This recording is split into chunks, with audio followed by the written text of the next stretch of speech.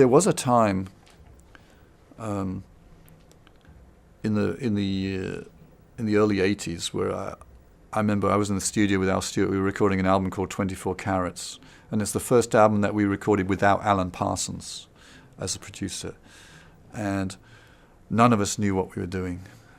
We sorely needed a strong producer, and we didn't have one. And I remember getting very discouraged at that time. And Al's manager said to me, "Why don't you go and take like an orchestration course to learn about orchestrating, like for movies, you know?" And I thought, well, that's kind of like going back to school. That's a scary thought. But I did it. I went to UCLA, a night course. They had night courses there. Once a week, every Tuesday evening, and I took orchestration classes. And what that did is got me out of my rock and roll rut,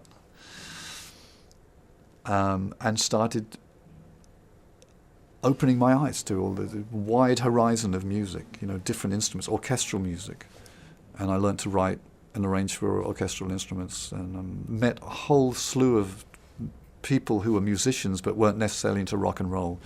And it just totally broadened my horizon, because I realized that for years I'd just been touring with one band, playing one kind of music, and there's so much more to music.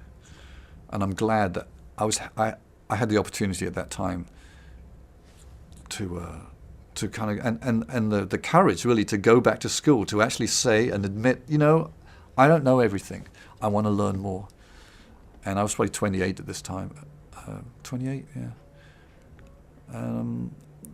That was another, you know, really good decision to go back to school.